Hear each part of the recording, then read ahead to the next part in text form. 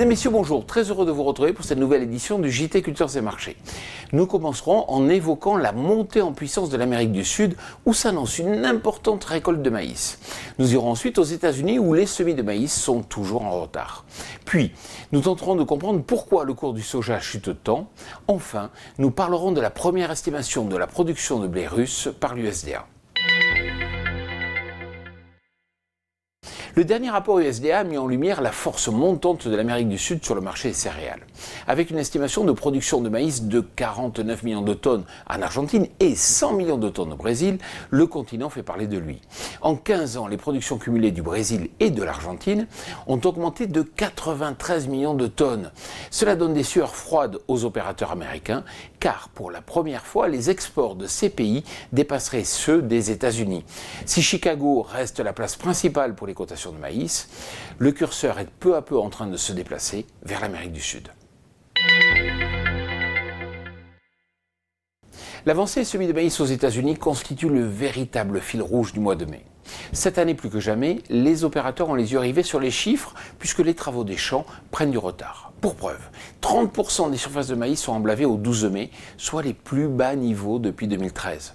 Dans l'Illinois par exemple, qui est le second État producteur, la situation est tout simplement catastrophique avec 11% de semis réalisés contre 82% habituellement.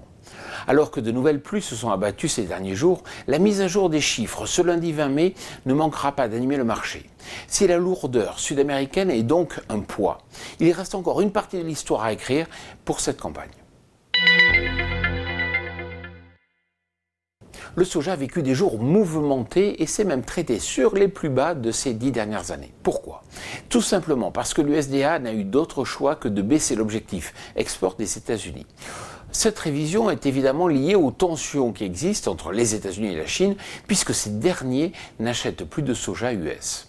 Alors, qui dit moins d'export, dit évidemment plus de stock. Et la réalité est frappante, puisque les disponibles américains s'élèvent à 27 millions de tonnes. C'est tout simplement 15 millions de tonnes de plus que la campagne passée. 77 millions de tonnes, c'est l'estimation de la production de blé en Russie selon l'USDA. Si les analystes privés travaillent plutôt avec des chiffres proches de 80 millions de tonnes, il faut tout de même garder à l'esprit que 77 millions de tonnes reste la plus haute estimation de l'USDA pour cette période de l'année.